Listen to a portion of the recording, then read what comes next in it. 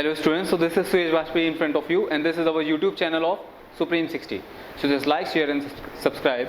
So students, अभी तक हमने पहले इलेक्ट्रोस्टैटिक की बात करी, उसके बाद हमने कैपेसिटर चैप्टर की बात करी, अब हम अपने थर्ड चैप्टर पे आ चुके हैं, दैट इज इलेक्ट्रिसिटी. ठीक, और इलेक्ट्रिसिटी में भी हमने कुछ बातें कर ली हैं. ठीक, तो जरा एक बार फिर से डिस्कस कर लेते हैं शॉर्टली 5 मिनट में कि क्या क्या बात हम कर चुके हैं इस टॉपिक में. क्लियर?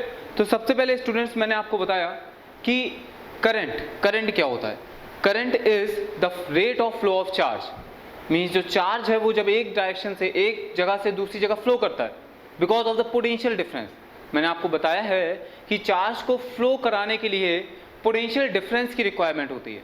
ठीक उसी तरीके जिस तरीके से हीट के फ्लो के लिए टेम्परेचर डिफरेंस की रिक्वायरमेंट होती है, उसी तरीके से आपके चार्ज के फ्लो के लिए पोटेंशियल डिफरेंस की रिक्वायरमेंट होती है. फिर जिस तरीके से हीट जो है वो हायर टेम्परेचर से लोअर टेम्परेचर की तरफ फ्लो कर जाती है, ठीक उसी तरीके चार्ज जो है वो हायर पोटेंशियल से लोअर पोटेंशियल की तरफ फ्लो कर जाता है. और ठीक उसी तरीके अगर हम वाटर का एग्जांपल लें तो वो हाई प्रेशर से लोअर प्रेशर की तरफ अपने आप मूव कर जाता है. Clear students? सो ये कुछ एनालॉजीज थी जिसकी वजह से मैंने आपको बताया कि चार्ज किस तरीके से फ्लो करता है. उसके बाद मैंने आपको बताया what is current. So by definition the current is the rate of flow of charge, means charge flowing through a cross section per unit time is current. एक सेकेंड में जितना चार्ज फ्लो हो जाता है एक क्रॉस सेक्शन एरिया से, that is current. Clear? Current की unit ampere होती है. This is a scalar quantity. ये भी मैंने आपको बताया है कि क्यों ये स्केलर क्वांटिटी है. This is a scalar quantity because it does not follow the vector law of addition. Means I1 plus I2 अगर आ रहे हैं तो ये जो जाने वाली करंट होगी that is I is equal to I1 plus I2. ये वेक्टर एडिशन नहीं, स्केलर एडिशन होगा करंट का. क्लियर? ये मैंने आपको बता रखा है. ठीक, तो रीजन क्या होता है करंट के फ्लो या फिर चार्जेस के फ्लो का?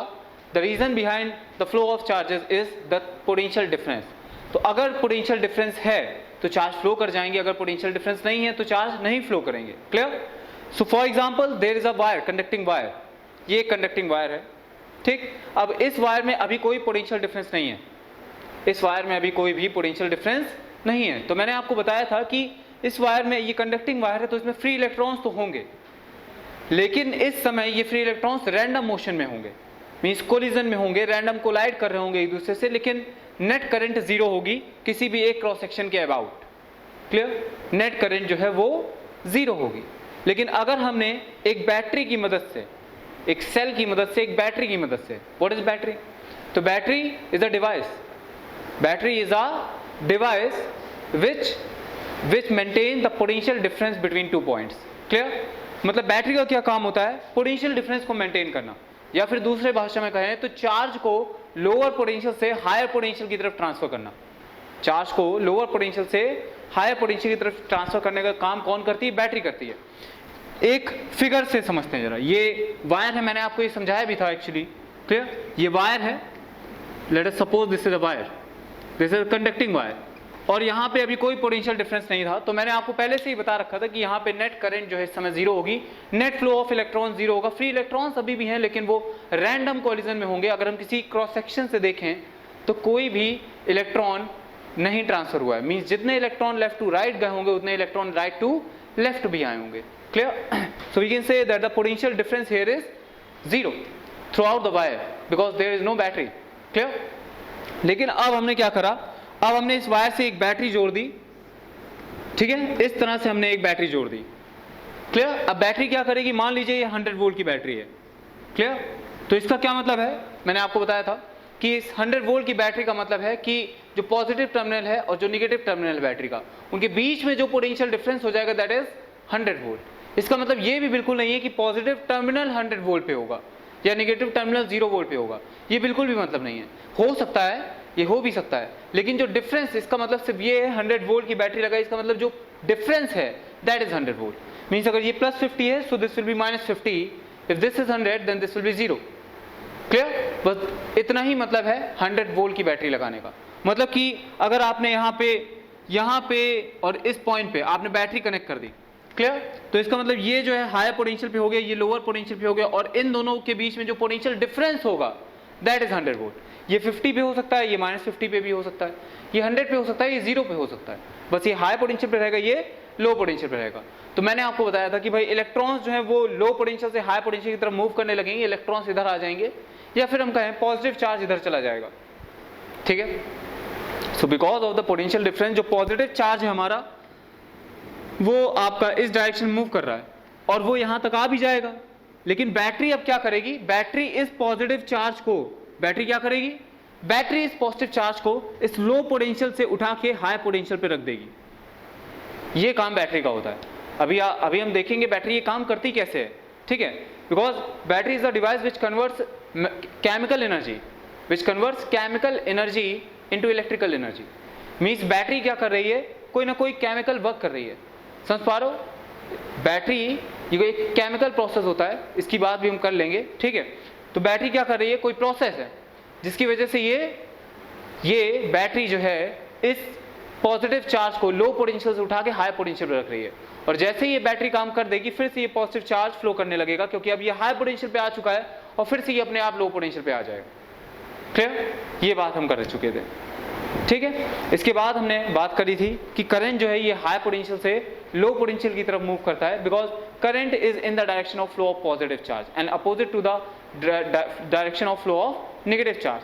तो पॉजिटिव चार्ज इस डायरेक्शन मूव कर रहा है तो करंट भी इस डायरेक्शन में हो जाएगी, means current positive to negative होती है।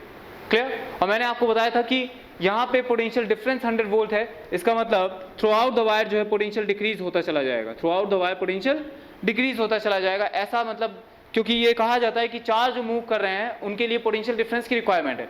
तो अगर 2 पॉइंट्स हम वायर के बीच में ले लें और यहाँ पोटेंशियल डिफरेंस नहीं हुआ तो चार्ज मूव क्यों करेंगे। क्लियर। अब क्योंकि पॉजिटिव चार्ज मूव कर रहा है कॉन्टिन्यूसली, इसका मतलब हर पॉइंट पे पोटेंशियल डिफरेंस होगा, हर पॉइंट पे पोटेंशियल डिफरेंस होगा। पोटेंशियल ग्रेजुअली डिक्रीज कर रहा है, ऐसा बिल्कुल भी नहीं है कि यहाँ का पोटेंशियल सडनली 50 हो गया और वहाँ का सडनली -50 हो गया, ऐसा बिल्कुल भी नहीं है। जिस तरीके से हीट फ्लो में एक रॉड है और हीट फ्लो में टेम्परेचर ग्रेजुअली डिक्रीज करता जाता है, ठीक है, उसी तरीके से यहाँ चार्ज फ्लो में पोटेंशियल ग्रेजुअली डिक्रीज करता चला जाएगा। ये हमने बात करी थी। इसके बाद स्टूडेंट्स हमने और क्या बातें करी थी, we have discussed about the Ohm's law. भाई करंट जो आप अप्लाई कर रहे हो, जो करंट आ रहा है बैटरी से, ठीक है, वो किस चीज पे डिपेंड कर रहा है, तो current depends upon the potential difference across the wire, ठीक है, जो बैटरी पोटेंशियल अप्लाई कर रही है। भाई अगर ज़्यादा पोटेंशियल होगा, ज़्यादा पोटेंशियल डिफरेंस होगा तो चार्जेस और अच्छे से फ्लो कर पाएंगे, ठीक है, और ज़्यादा अच्छे से। क्लियर। तो ये हमने बात करी थी कि भाई ओम्स लॉ क्या बोल रहा था कि जो करंट है आपकी, वो बैटरी कितना पोटेंशियल डिफरेंस अप्लाई कर रही है उसके डायरेक्टली प्रोपोर्शनल वहां से कांस्टेंट आर आया था, रेजिस्टेंस जिसको हमने बोला था। और फिर हमने बात करी कि रेजिस्टेंस किस किस चीज पे डिपेंड करता है। It will depends upon the length of the wire, it will depends upon the area of cross section of the wire and it will depends upon the material of the wire. Clear, ठीक। उसके बाद हमने बात करी कि ये temperature पे भी डिपेंड करता है। तो टेम्परेचर के केस में हमने बात करी कि जब कंडक्टर्स की हम बात करते हैं तो टेम्परेचर के इंक्रीमेंट के साथ रेजिस्टेंस में इंक्रीमेंट हो जाता है इन case of conductors. Clear, because of the free electrons इसमें होते हैं और इसमें कोलिजन्स बढ़ जाते हैं। तो भाई मैंने आपको बताया था कि अगर ये आपका मेटल है और इसमें आपने सिंपली एक फिक्स टेम्परेचर पे आपने बैटरी लगा रखी है, तो इलेक्ट्रॉन्स जो ट्रांसफर करेंगे, क्योंकि यहाँ 1-2 इलेक्ट्रॉन्स तो है नहीं, there is a sea of electron, तो उस वजह से क्या होगा, इलेक्ट्रॉन्स आपस में कोलिजन करेंगे, मतलब इलेक्ट्रॉन्स आपस में कोलिजन करते हुए आगे प्रोसीड करेंगे, ठीक है, मतलब इलेक्ट्रॉन्स तो नेगेटिव टू पॉजिटिव आते हैं तो वो इस तरह से आगे आएंगे। क्लियर। तो जब हम टेम्परेचर इंक्रीज कर देंगे कंडक्टर्स के केस में तो क्या होता है, कोलिजन बढ़ जाते हैं जिसकी वजह से रेजिस्टेंस बढ़ जाता है। बिकॉज रेजिस्टेंस का जो फिजिकल फेनोमेना है वो क्या है, कोलिजन बिटवीन द इलेक्ट्रॉन्स, ठीक है, कोलिजन ज्यादा होगा रेजिस्टेंस ज्यादा होगा। क्लियर। तो इस वजह से कंडक्टर्स के केस में जब हम टेम्परेचर इंक्रीज करते हैं तो रेजिस्टेंस इंक्रीज हो जाता है। लेकिन इंसुलेटर्स के केस में, जब इंसुलेटर्स की बात करते हैं फ्रेंड्स, वहाँ पे जब हम टेम्परेचर इंक्रीज करते हैं तो क्योंकि इंसुलेटर में पहले कोई भी फ्री इलेक्ट्रॉन नहीं होता, लेकिन टेम्परेचर के इंक्रीज होने की वजह से कुछ फ्री इलेक्ट्रॉन्स आ जाते हैं, कुछ फ्री इलेक्ट्रॉन्स जनरेट हो जाते हैं जो कि अपने एटम से बॉन्डेड होते हैं, वो बाहर निकल आते हैं। इस वजह से इंसुलेटर का रेजिस्टेंस टेम्परेचर के इंक्रीज होने के साथ डिक्रीज हो जाता है। क्लियर, मैंने बताया था। तो इंसुलेटर का रेजिस्टेंस टेम्परेचर के साथ डिक्रीज हो जाता है और कंडक्टर का रेजिस्टेंस टेम्परेचर के साथ इंक्रीज हो जाता है। क्लियर। उसके बाद स्टूडेंट्स हमने बात करी थी किरचॉफ्स लॉ की, ठीक है। What is Kirchhoff's law? Kirchhoff ने बेसिकली दो सर्किट के लॉज दिए. First is Kirchhoff's current law, KCL, clear, which is based upon the conservation of charges. Clear? It states that the net current coming towards a junction is equals to the net current going. Means एक point पे, एक junction पे जितनी current आ रही होगी, उतनी current जा रही होगी. आने वाली करंट बराबर जाने वाली करंट. ये हमने KCL की बात करी, किरचॉफ जंक्शन लॉ और किरचॉफ करंट लॉ. उसके बाद हमने KVL की बात करी, किरचॉफ्स वोल्टेज लॉ. ठीक है, किरचॉफ्स वोल्टेज लॉ, और we can say Kirchhoff's loop rule. ठीक है, तो इसकी हमने बात करी. इसमें हमने क्या कहा कि भाई net change in potential across a close loop will be zero. Net change in potential across a close loop will be zero. हमने बात करी कि भाई रेजिस्टेंस के अक्रॉस अगर हम करंट की डायरेक्शन में मूव कर रहे हैं तो पोटेंशियल ड्रॉप होता है. As you all know, the current transfer from higher potential to lower potential. तो जिस डायरेक्शन में करंट फ्लो कर रही होगी उस डायरेक्शन पोटेंशियल डिक्रीज कर रहा होगा. तो अगर रेजिस्टेंस में हम करंट की डायरेक्शन में मूव करते हैं तो पोटेंशियल में डिक्रीमेंट आएगा, delta V will be negative. Clear? Change in potential will be negative. लेकिन अगर हम opposite to the direction of current move करते हैं then it will be positive, delta V final minus initial. ये याद रखिएगा, फाइनल माइनस इनिशियल. तो अगर पोटेंशियल ड्रॉप हो रहा होगा then it will be negative, अगर पोटेंशियल गेन हो रहा होगा then it will be positive. ठीक उसी तरीके से हमने कैपेसिटर में भी बात करी थी कि जब हम पॉजिटिव प्लेट से नेगेटिव प्लेट में जाते हैं तो पोटेंशियल डिक्रीज होता है, hence it will be minus Q/C.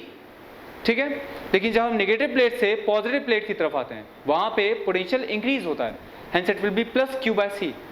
Battery के केस में भी हमने बात करी थी कि अगर हम बैटरी के पॉजिटिव टर्मिनल से नेगेटिव टर्मिनल की तरफ जाएंगे then there will be decrease in potential of -V. V is the potential difference applied by the battery. Clear?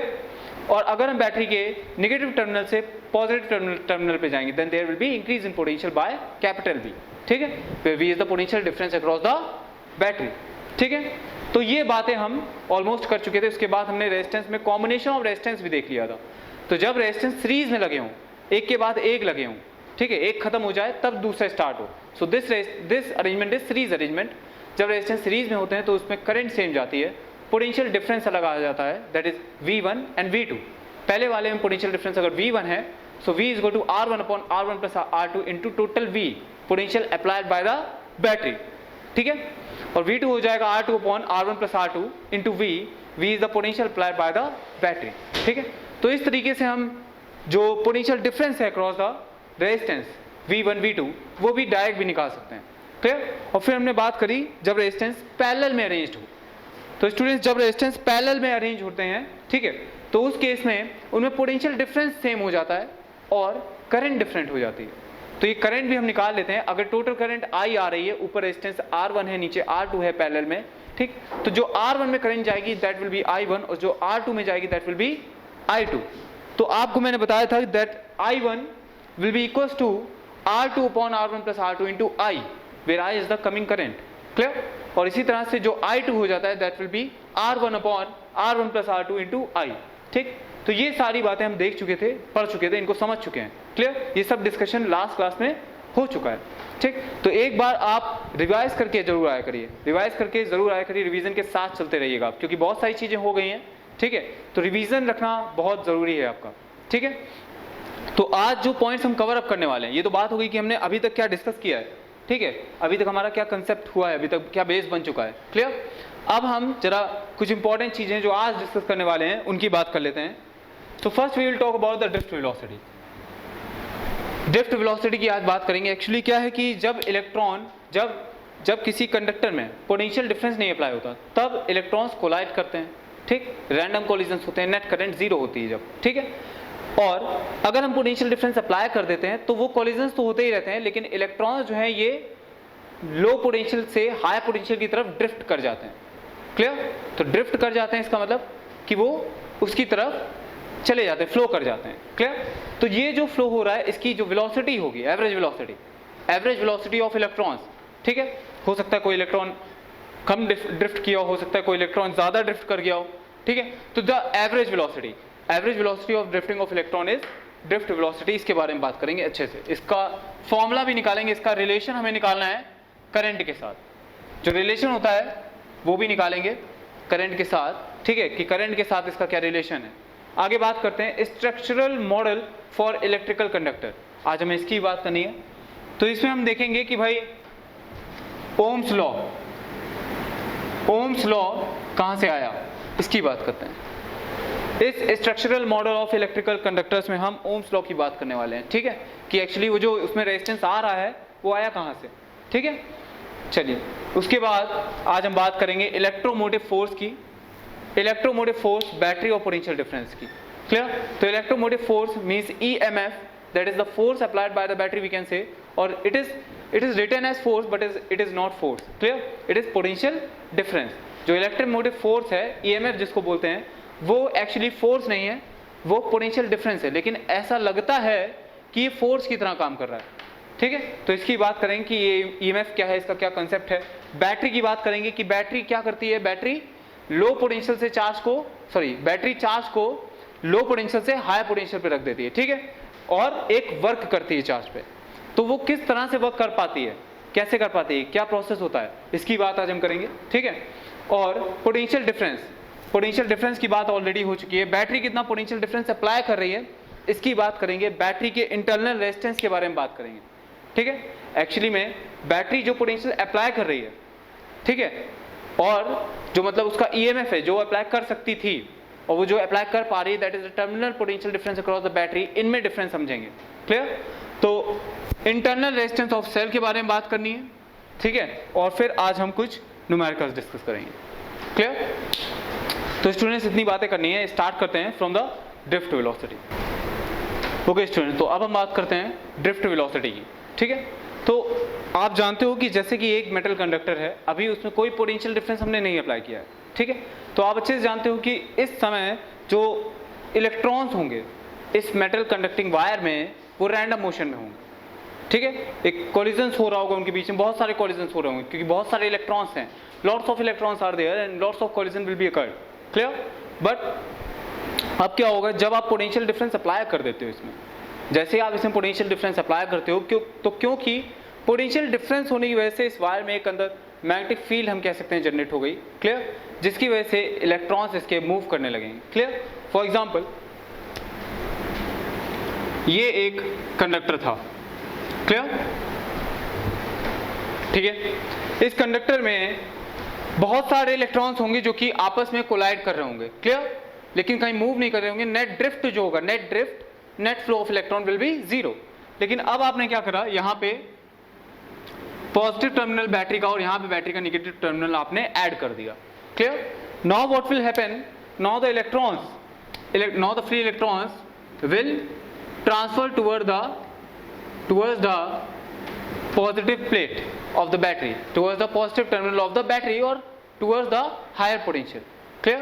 लेकिन ये जो फ्लो होगा इलेक्ट्रॉन्स का, ये इतना स्मूथ नहीं होगा क्योंकि पहले कॉलिजन्स हो रहे थे, पहले इलेक्ट्रॉन्स में कॉलिजन्स हो रहे थे। तो इस बार भी कॉलिजन्स तो होंगे, लेकिन डिफरेंस क्या होगा कि भाई अगर आप पहले देखो, जब ये पोटेंशियल डिफरेंस आपने अप्लाई नहीं किया था, उस समय जो कॉलिजन्स हो रहे थे, ये इलेक्ट्रॉन इधर गया, इधर वापस, इधर, इस तरह से यूं समझ लो, ये इलेक्ट्रॉन्स कोलाइड तो कर रहा है, ठीक है, लेकिन नेट फ्लो जो है इलेक्ट्रॉन्स का वो जीरो है। जितने इलेक्ट्रॉन लेफ्ट में आ रहे होंगे उतने इलेक्ट्रॉन राइट में जा रहे होंगे through a particular cross section. एक पर्टिकुलर क्रॉस सेक्शन अगर आप देखो तो जितने लेफ्ट में इलेक्ट्रॉन्स आ रहे होंगे उतने राइट में जा रहे होंगे। कब? जब बैटरी आपने नहीं लगाई थी। अब जब आपने बैटरी लगा दी स्टूडेंट्स, तब क्या हुआ होगा, तब आपके कॉलिजन्स तो अभी भी हो रहे होंगे, लेकिन इस बार जो एक नेट ड्रिफ्ट ऑफ इलेक्ट्रॉन मिलेगा आपको net drift of electron, net flow of electron मिल जाएगा। क्लियर? अगर आपने यहाँ पॉजिटिव टर्मिनल और यहाँ नेगेटिव टर्मिनल लगा दिया है तो कॉलिजन्स तो अभी भी होंगे इलेक्ट्रॉन्स के, but the electron will drift in the direction of higher potential. Clear? इस बार इलेक्ट्रॉन हायर पोटेंशियल की तरफ ड्रिफ्ट कर जाएगा। समझ पा रहे हो?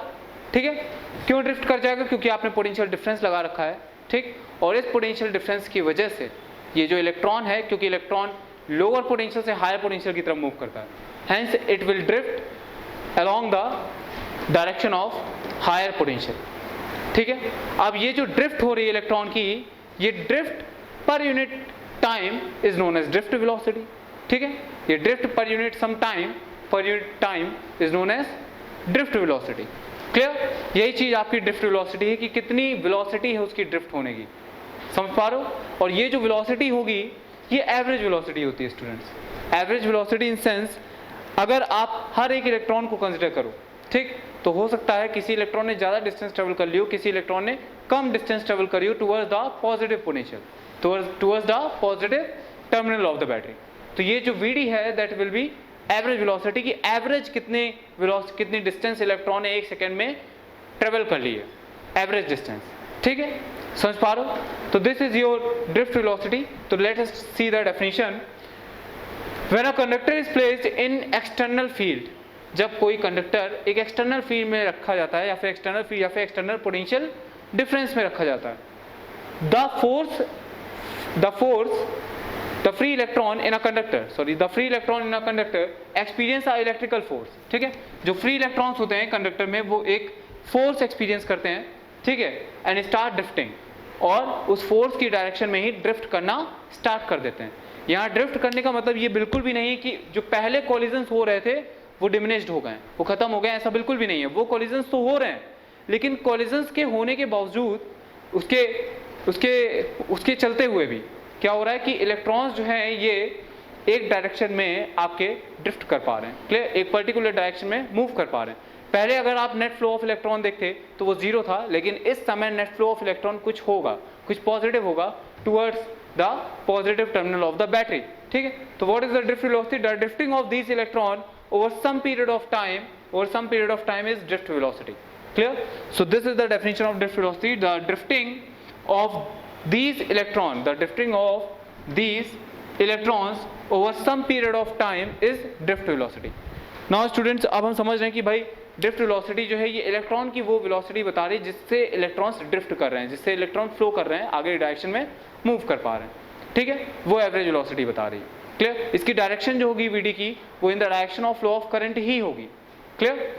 वो जो होगी वेलोसिटी की डायरेक्शन, वो डायरेक्शन करंट के फ्लो की डायरेक्शन में होगी, लेकिन जो इलेक्ट्रॉन्स की असली वेलोसिटी है, जो इलेक्ट्रॉन्स की जो रियल वेलोसिटी होगी, क्लियर, वो कोलिजन्स की वजह से कोई डिफरेंट होगी, बट जो उसकी एवरेज वेलोसिटी अगर आप फाइंड आउट करोगे, इलेक्ट्रॉन्स की एवरेज वेलोसिटी, ठीक है, सारे इलेक्ट्रॉन्स की वेलोसिटी का सम divided by the number of electron, तो वो जो है वो ड्रिफ्ट वेलोसिटी के ही इक्वल आएगा।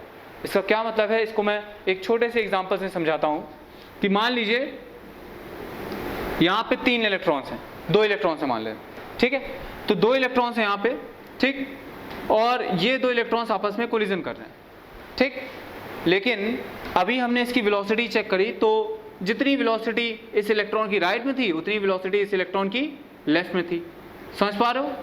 तो अगर हम पूछेंगे आपसे कि एवरेज वेलोसिटी क्या है, यू विल से 0, क्लियर। लेकिन अब हमने क्या करा, पॉजिटिव टर्मिनल यहां लगा दिया और निगेटिव टर्मिनल यहां लगा दिया। हमने कहा अब इसकी एवरेज वेलोसिटी कितनी है, तो आप कहोगे अब 0 नहीं है, क्योंकि अब इन दोनों की वेलोसिटी जो है ये एक पर्टिकुलर डायरेक्शन में आएगी, आप सम करोगे, क्लियर, कोलिजन्स तो अभी भी हो रहे हैं, लेकिन अब जो एवरेज आप निकालोगे वेलोसिटी का वो 0 नहीं होगा, बिकॉज इन दोनों का एवरेज जो है अब वेलोसिटी थोड़ी सी डिस्टर्ब हो जाएगी। पहले एवरेज 0 था, लेकिन अब जो एवरेज है वो टूवर्ड्स पॉजिटिव टर्मिनल आ जाएगा। I hope you will understand this, clear. मुझे ऐसा लग रहा है कि ये चीज़ बहुत सिंपल है, इस एग्जांपल से और भी सिंपल हो गई है, क्लियर। तो 2 इलेक्ट्रॉन्स हैं, लेकिन जब बैटरी नहीं लगाई थी तब एवरेज वेलोसिटी 0, और जब बैटरी लगा दी है तब एवरेज वेलोसिटी जो ड्रिफ्ट की वेलोसिटी होगी उसके बराबर आ जाएगी, that is the velocity of drift, and it will be the drifting of these electron over some period of time is drift velocity. अब हम रिलेशन देखते हैं, what is the relation between velocity and current, ठीक है। तो students ये आपको समझना पड़ेगा कि ये एक बैटरी है और ये एक आपका बल्ब लगा हुआ है, दिस इज योर बल्ब और एनी अदर डिवाइस, क्लियर। तो आपने इस बैटरी और बल्ब को एक वायर से, एक कनेक्टिंग वायर से कनेक्ट करके रखा है, इस तरह से ये वायर है, ठीक, इसमें फ्री इलेक्ट्रॉन्स होंगे, क्लियर। तो ये जो छोटा सा पोर्शन है वायर का ये हमने कंसिडर किया।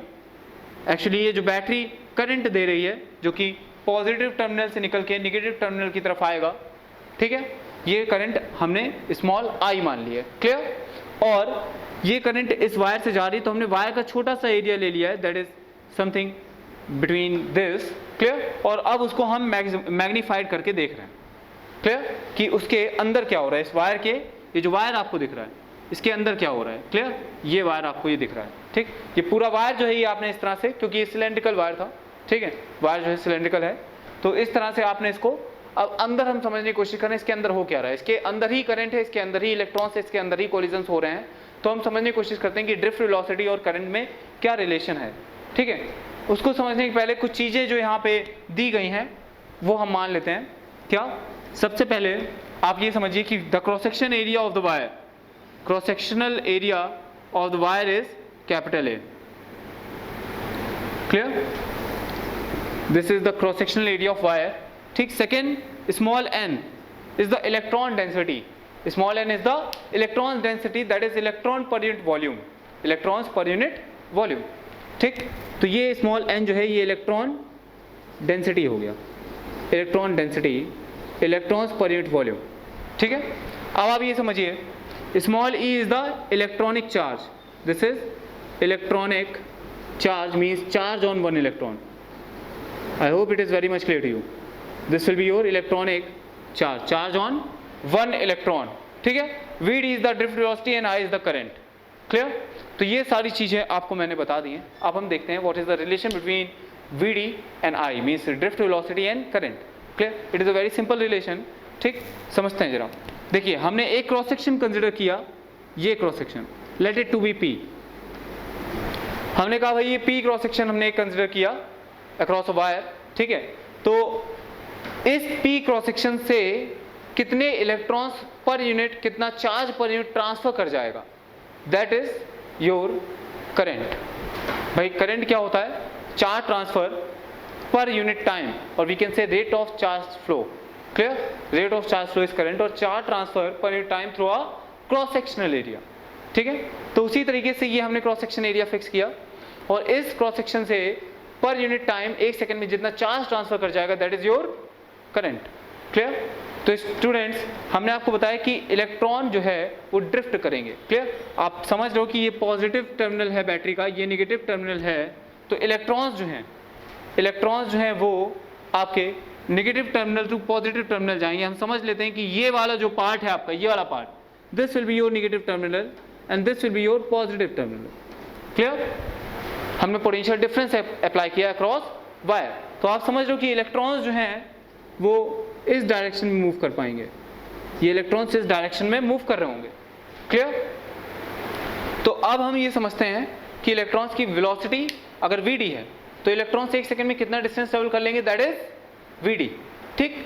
तो इलेक्ट्रॉन्स मतलब जो ये वाला जो इलेक्ट्रॉन है, ये वाला जो लास्ट इलेक्ट्रॉन एंटर करेगा एक सेकंड में, ठीक है, वो कितना दूर होगा इससे, मतलब एक सेकंड में इतनी वॉल्यूम के इलेक्ट्रॉन, Vd वॉल्यूम के इलेक्ट्रॉन्स जो हैं इस क्रॉस सेक्शन को पास कर जाएंगे। इसको आप इस तरह समझिए कि कुछ इलेक्ट्रॉन्स जो हैं Vd वेलोसिटी से ट्रेवल कर रहे हैं और उसको इस क्रॉस सेक्शन को क्रॉस करना है, तो एक सेकंड में कितने इलेक्ट्रॉन्स क्रॉस कर पाएंगे, कितने इलेक्ट्रॉन्स क्रॉस कर पाएंगे, वो इलेक्ट्रॉन्स जो इस P पॉइंट से Vd की डिस्टेंस पे दूर होंगे, ठीक है। इसके अंदर वाले रीजन में सारे इलेक्ट्रॉन्स इस P के क्रॉस सेक्शन को क्रॉस कर जाएंगे। समझ पा रहे हैं? ठीक है। हमने कहा कि भाई एक सेकंड में कितने इलेक्ट्रॉन्स इस क्रॉस सेक्शन को क्रॉस कर पाएंगे, तो आप बोलोगे भाई एक सेकंड में उतने इलेक्ट्रॉन्स इस क्रॉस सेक्शन को क्रॉस कर लेंगे जितनी वेलोसिटी होगी इलेक्ट्रॉन की, उतने लेंथ के इलेक्ट्रॉन। क्लियर? तो लास्ट इलेक्ट्रॉन जो यहाँ पे जो इसमें एंट्री करेगा इस क्रॉस सेक्शन में, वो कितना दूर होगा, that will be at a distance Vd। Vd is the drift velocity of electron. Clear? I hope this is very much clear to you, ठीक। इसको एक बार जरा समझने की कोशिश कीजिए।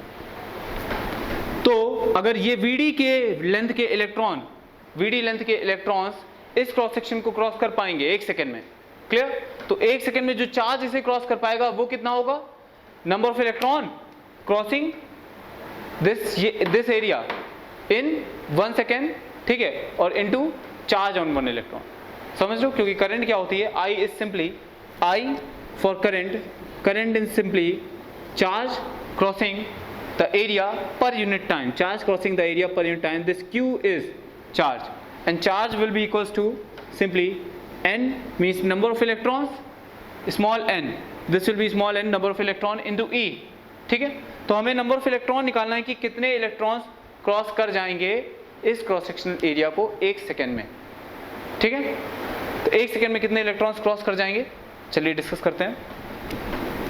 तो एक सेकेंड में जो इलेक्ट्रॉन्स यहाँ से क्रॉस कर पाएंगे वो इतने वॉल्यूम के इलेक्ट्रॉन्स होंगे।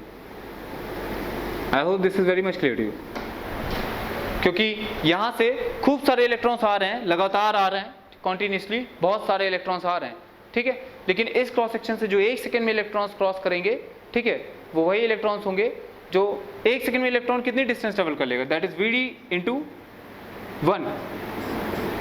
1 सेकेंड में इलेक्ट्रॉन ये डिस्टेंस ट्रेवल कर पाएंगे, मतलब Vd इंटू 1 डिस्टेंस जो दूर इलेक्ट्रॉन्स होंगे वो इलेक्ट्रॉन्स इसके अंदर आ जाएंगे, लेकिन Vd इंटू 1 डिस्टेंस से जो ज़्यादा दूर होंगे, क्योंकि इलेक्ट्रॉन की वेलोसिटी तो Vd है, इससे ज़्यादा दूर के जो इलेक्ट्रॉन्स होंगे वो इसको नहीं क्रॉस कर पाएंगे 1 सेकेंड में। क्लियर? तो कितने इलेक्ट्रॉन्स 1 सेकेंड में क्रॉस कर लेंगे, दिस इज दिस वॉल्यूम, ये वॉल्यूम के इलेक्ट्रॉन्स 1 सेकेंड में क्रॉस कर लेंगे इस क्रॉस सेक्शन एरिया को, ठीक है। तो जो इलेक्ट्रॉन डेंसिटी है वो आपको दी है, that is small n is the electron density, electron पर यूनिट वॉल्यूम। तो इस वॉल्यूम में कितने इलेक्ट्रॉन्स होंगे, that will be simply, this will B number of electrons, number of electrons in this volume, इस वॉल्यूम में जो नंबर ऑफ इलेक्ट्रॉन्स होंगे वो सिंपली कितने हो जाएंगे students, this will B n electron density means electron per unit volume into volume, and volume is simply Vd into A, volume is simply Vd into A. I hope this is very much clear to you. This is simply Vd means drift velocity and A for area. Clear? So this is your number of electrons crossing per unit time, and small e is for the charge. So the total charge crossing per unit time of to this cross sectional area is n into Vd into A into E. Clear? So students, this will be your current. So the relation between the current and the drift velocity is simply I is equals to n E A Vd for drift velocity. Okay, Vd for drift velocity.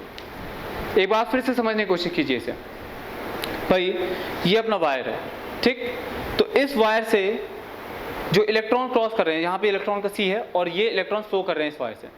हमने कहा current और drift velocity में relation चाहिए, तो हमने एक cross section fix कर दिया। इस क्रॉस सेक्शन से हमने कहा 1 सेकंड में कितना चार्ज फ्लो हो रहा है, that is our current. Definition of current से हमने बात करना चालू करी, ठीक है, बात करना स्टार्ट करा। तो the number of charge crossing पर unit time is our current. Clear? तो इस क्रॉस सेक्शन एरिया से 1 सेकंड में कितना चार्ज ट्रांसफर कर जाएगा ये हमें देखना है, ठीक है। तो इसकी, क्योंकि इलेक्ट्रॉन की जो फ्लो की वेलोसिटी दैट इज Vd, ठीक, तो कितनी डिस्टेंस के दूर वाले इलेक्ट्रॉन्स इसको क्रॉस कर जाएंगे 1 सेकंड में, Vd की डिस्टेंस के इलेक्ट्रॉन्स इसको 1 सेकंड में क्रॉस कर जाएंगे।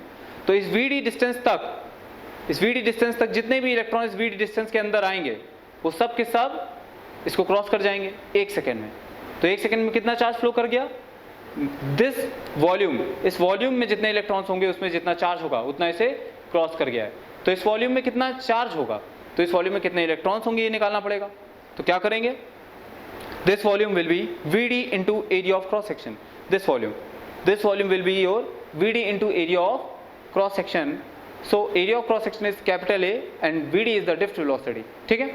तो Vd इंटू A जो है ये वॉल्यूम हो जाएगी, इलेक्ट्रॉन डेंसिटी आपको n दी है तो नंबर ऑफ इलेक्ट्रॉन आ जाएंगे, that is n into Vd into A, और एक इलेक्ट्रॉन पे चार्ज स्मॉल e है तो टोटल चार्ज आ जाएगा जो 1 सेकंड में इस क्रॉस सेक्शन एरिया को क्रॉस कर रहा है, that is Vd into n, Vd into A ये वॉल्यूम है, into n number of electron into E, this will be your current.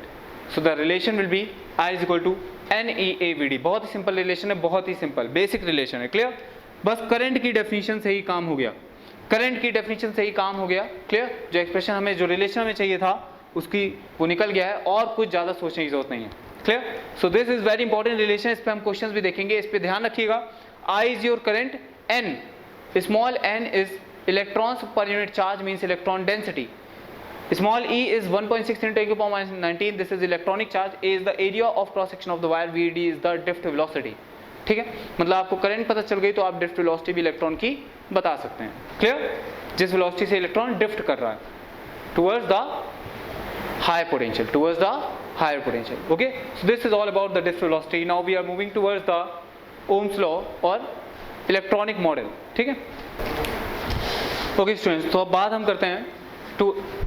हम करते हैं structural model for electrical conductor. तो एक इलेक्ट्रिकल कंडक्टर है, समझना चाहेंगे अब हम कि उसके अंदर हो क्या रहा है।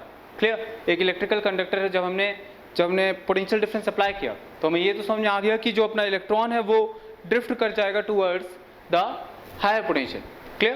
लेकिन जो ड्रिफ्टिंग जो होगी कोलिजन के साथ होगी, ये भी हमें पता है, ठीक।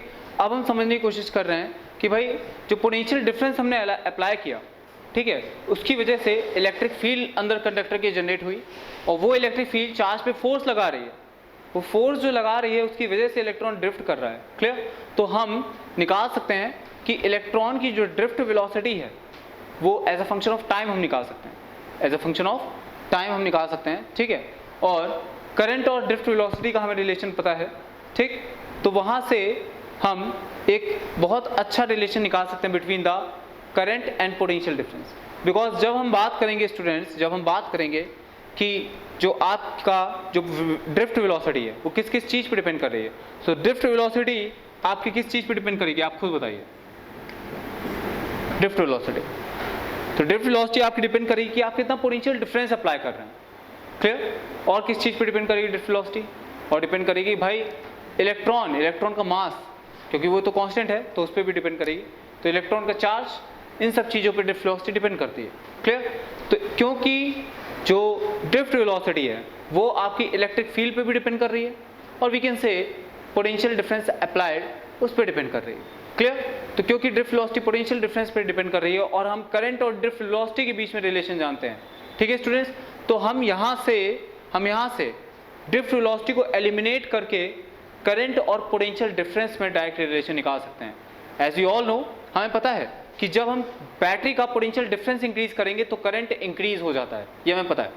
लेकिन वो हम प्रूव करने की कोशिश अब कर रहे हैं, हाउ, क्लियर। ये हमें कैसे, ये तो हमें पता है कि हमने एक्सपेरिमेंटली समझ में आ रहा है कि भाई अगर ज़्यादा पोटेंशियल डिफरेंस अप्लाई करेंगे इलेक्ट्रॉन ज़्यादा मूव करेंगे, इलेक्ट्रॉन की वेलोसिटी ज़्यादा हो जाएगी, इस वजह से करंट ज़्यादा हो जाएगा, क्लियर। तो हम जानते हैं कि that I is directly proportional to delta V, that is our Ohm's law। ये तो हम समझ रहे हैं, लेकिन हम इसको एक बार न्यूमेरिकली लाना चाहते हैं, न्यूमेरिकल ऑब्जर्व करना चाहते हैं। तो वही कंसेप्ट बताएगा आपको structural model of electrical conductor, कि इलेक्ट्रिकल कंडक्टर के अंदर क्या हो रहा है। मैकेनिक्स का थोड़ा यूज होगा यहाँ पे, मैकेनिक्स का यूज होगा। हम पहले इलेक्ट्रॉन पे फोर्स निकालेंगे, इलेक्ट्रिकल फोर्स ऑन इलेक्ट्रॉन, क्योंकि यही वो फोर्स होगा जिसकी वजह से ये इलेक्ट्रॉन ड्रिफ्ट कर रहा है टुवर्ड हायर पोटेंशियल, क्लियर। तो पहले हम ये फोर्स निकालेंगे, फिर हम फोर्स की वजह से उसका एक्सेलरेशन निकालेंगे, एक्सेलरेशन के बाद हम उसकी ड्रिफ्ट वेलोसिटी निकालेंगे, clear. And drift velocity as you all know that a drift velocity is simply the average of the average velocity by which electron is drifting. बस ये याद रखिएगा, drift velocity is the average velocity through which electron is drifting, जिसकी वजह से electron drift कर रहा है, जिस वेलोसिटी से इलेक्ट्रॉन ड्रिफ्ट कर पा रहा है वो एवरेज वेलोसिटी। एवरेज का मतलब क्या है, sum of the velocity of all the electrons divide by the number of electrons, ठीक है। तो इस चीज को अगर आप ध्यान दें तो पहले ये कंडक्टर था, इसमें इस समय कोई भी ड्रिफ्ट वेलोसिटी नहीं थी, कोई भी पोटेंशियल डिफरेंस हमने नहीं लगा के रखा है। तो अगर आप बात करो इसमें इलेक्ट्रॉन्स होंगे 1 2 3 4 5 6, इस तरह से इलेक्ट्रॉन्स होंगे। अगर आप बात करो कि इस 1 वाले इलेक्ट्रॉन की वेलोसिटी u1 होगी, इसकी u2 होगी, इसकी u3 होगी, इसकी u4 होगी, u5 u6 un, इस तरह से वेलोसिटीज होंगी। तो इस समय अगर मैं बोलूं कि एवरेज वेलोसिटी क्या होगी, you will say 0, because the sum u1 plus u2 plus u3 to un will be equals to 0। इस तरह से the vector sum will be equals to 0। तो इनिशियल वेलोसिटी जो है, initial drift velocity vd initial will be 0, vd initial will be 0, clear, समझ पा रहे हो। अब जब हमने पोटेंशियल डिफरेंस अप्लाई कर दिया स्टूडेंट्स, जब यहाँ पे हमने पोटेंशियल डिफरेंस अप्लाई कर दिया तो एक इलेक्ट्रिक फील्ड एग्जिस्ट कर गई। क्या एग्जिस्ट कर गई, एक इलेक्ट्रिक फील्ड एग्जिस्ट कर गई। यहाँ पे एक इलेक्ट्रिक फील्ड एग्जिस्टेंस में आ गई because of the potential difference. This is positive, this will be negative, clear. तो अब जो है ये इलेक्ट्रॉन ड्रिफ्ट करने लगेंगे, इस इलेक्ट्रॉन पे एक फोर्स लगेगा, क्योंकि ये हमने जब बैटरी अप्लाई करी, एक्चुअली जब हमने बैटरी अप्लाई करी तो इस बैटरी की वजह से यहाँ पे एक पोटेंशियल डिफरेंस आ चुका है और एक इलेक्ट्रिक फील्ड जनरेट हो गई इनसाइड अ कंडक्टर, क्लियर। अब इलेक्ट्रॉन ड्रिफ्ट करने लगेंगे।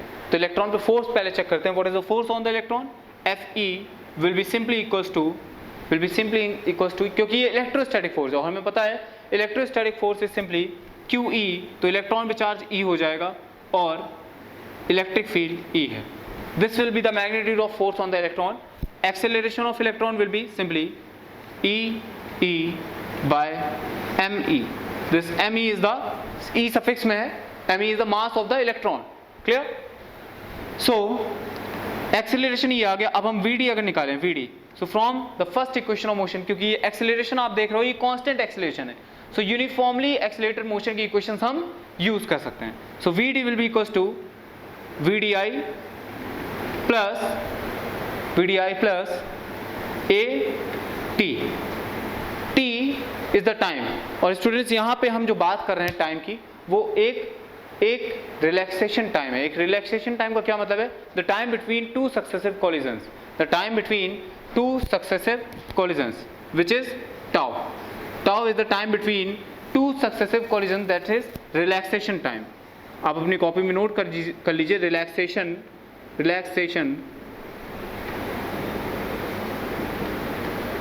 Time. Is it clear? This will be your relaxation time tau. और हम जो बात यहाँ पे कर रहे हैं वो एक रिलैक्सेशन टाइम मतलब दो कॉलिजन्स के बीच में ही बात कर रहे हैं. क्लियर? तो दो कॉलिजन्स के बीच में अगर हम बात कर रहे हैं, so this will be your tau for relaxation time और the time between two successive collisions. Clear?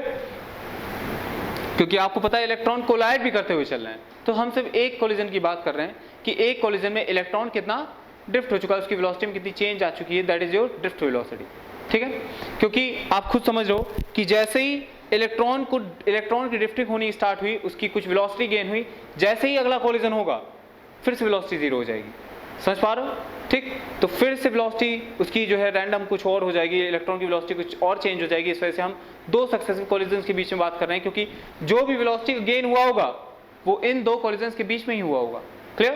So this will be our Vd. Vd is equal to Vdi plus a tau. A is the acceleration. Ae is the acceleration. So from here we will get 0 plus E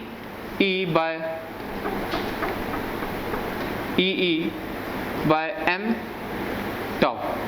M is the mass of the electron. M is the me. We can say me here. Me is the mass of the electron. ठीक है students?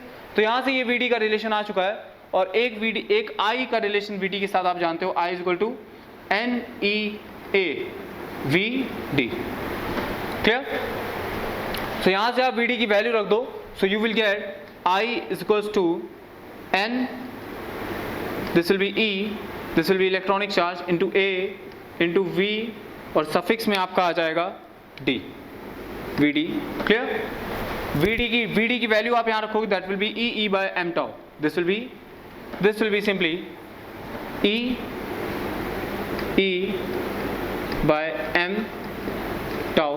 मैं suffix में यहाँ पे लिख देता हूँ इसमें E, because this is the mass of electron. Clear? I hope this is very much clear to you. यहाँ से अब मैं एक चीज और यूज करने वाला हूँ जो पिछले कंसेप्ट से रिलेटेड है, the relation between electric field and potential difference. Clear? तो अगर इस वायर की लेंथ आपको पता है, दैट विल बी L. इस वायर की अगर आपको लेंथ पता है, दैट विल बी L, तो इलेक्ट्रिक फील्ड और पोटेंशियल डिफरेंस में जो रिलेशन होगा, that will be delta V. Suppose आपने ये V पोटेंशियल डिफरेंस अप्लाई किया है, तो this will be V is equal to E dot L, means E times L. और पोटेंशियल डिफरेंस जो है वो along the electric field decrease कर रहा होगा, means this will be at higher potential, this will be at lower potential, so the delta V is the potential difference is equal to E times L. Simply potential difference is EL, so E is equal to V by L. So E is equal to V by L. इसको भी eliminate कर दीजिए. यहाँ से आपको potential difference और current में relation मिल जाएगा. Clear? So this will be simply NE square into tau divided by ME, this is mass of electron. ठीक है? Into A into V divided by L. Simply. Okay students? So this will be the relation between the current and potential difference. I is equal to NE square into tau divided by ME into AV by L. Clear है students? यहाँ से आप I, ये Ohm's law है, यही आपको बता रहा है Ohm's law. This is your Ohm's law. Clear? अगर आप इसको चेक करो तो यहाँ पे ये I लिखा हुआ है, क्लियर, और ये V लिखा हुआ है, means I is directly proportional to V। अगर आप potential difference across wire increase कर रहे हैं तो करंट अपने आप बढ़ जाएगी। ये सारी चीजें कांस्टेंट है। N is the electron density, electron पर यूनिट वॉल्यूम।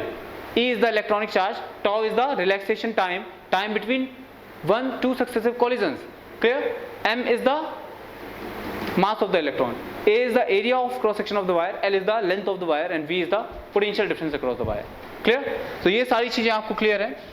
फिर से बोल रहा हूँ, I is the current in the wire, A is the area of cross section of the wire, N is the electron density means electron per unit volume, and E is the electronic charge, VD is the drift velocity, and E is the electric field inside the wire, Me is the mass of the electron. Clear?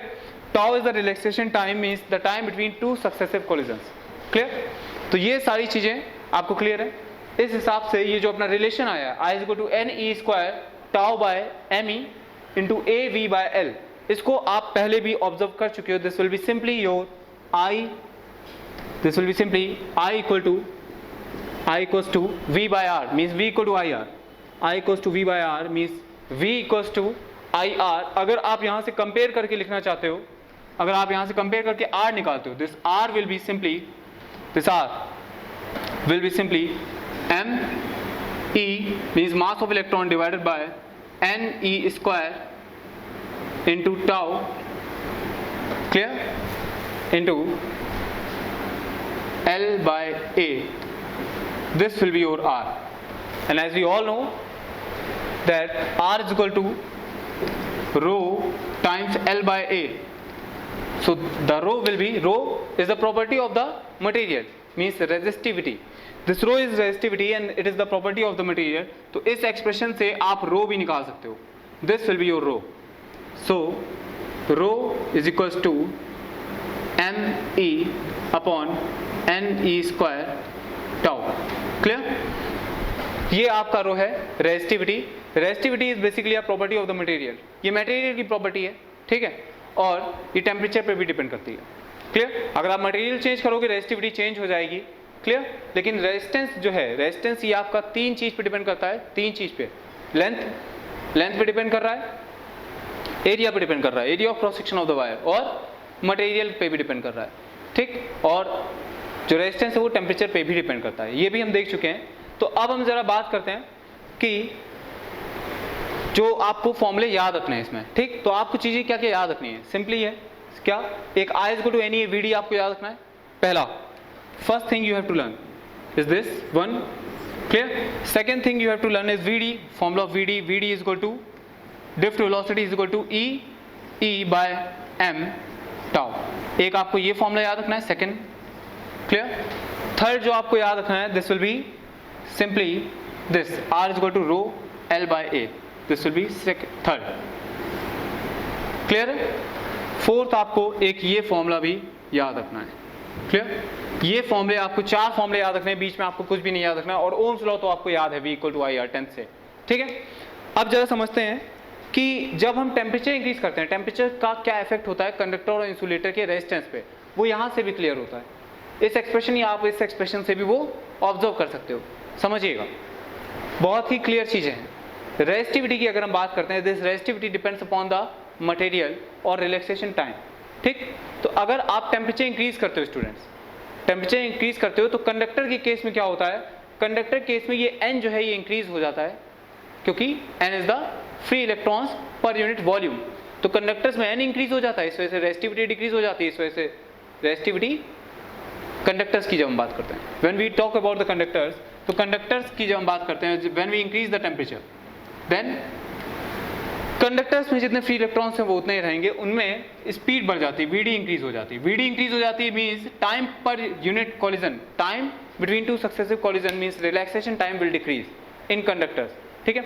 ध्यान से समझिएगा एक बार, इसको मैं rough कर देता हूँ, एक मिनट। ओके स्टूडेंट्स, सी, तो जब हम बात करते हैं कंडक्टर्स की, तो कंडक्टर्स में क्या होता है, कंडक्टर्स में फ्री इलेक्ट्रॉन्स पहले से ही हैं। अब हम अगर इसका टेम्परेचर बढ़ाएंगे तो उन इलेक्ट्रॉन्स के बीच में कॉलिजन बढ़ जाएंगे, means time of one collision will decrease, that is relaxation time, time between two successive collision will decrease. तो जब हम कंडक्टर्स की बात कर रहे हैं तो टेम्परेचर के इंक्रीज करने की वजह से जो रिलैक्सेशन टाइम है वो डिक्रीज कर जाता है, जिसकी वजह से रेजिस्टिविटी इंक्रीज कर जाती है, जिसकी वजह से रेजिस्टिविटी इंक्रीज कर जाती है, क्लियर, और जिसकी वजह से रेजिस्टेंस जो है वो इंक्रीज कर जाता है, clear. So this is in case of conductors. लेकिन जब हम बात करेंगे इंसुलेटर्स की, इन case of insulators what will happen, जब हम इंसुलेटर्स की बात करते हैं तो टेम्परेचर के इंक्रीज करने की वजह से, क्योंकि इंसुलेटर है तो अभी इसमें कोई फ्री इलेक्ट्रॉन थे ही नहीं, लेकिन हमने टेम्परेचर इंक्रीज किया, उसकी वजह से फ्री इलेक्ट्रॉन्स जनरेट हो गए, means electrons per unit volume increase हो जाएगा, electrons per unit volume will increase. Hence जब हम टेम्परेचर इंक्रीज करते हैं एन इंक्रीज हो जाएगा, एन की वजह से रेजिस्टिविटी डिक्रीज हो जाएगी और इसी वजह से रेजिस्टेंस जो है ये डिक्रीज हो जाएगा। सो this will be the case of insulators.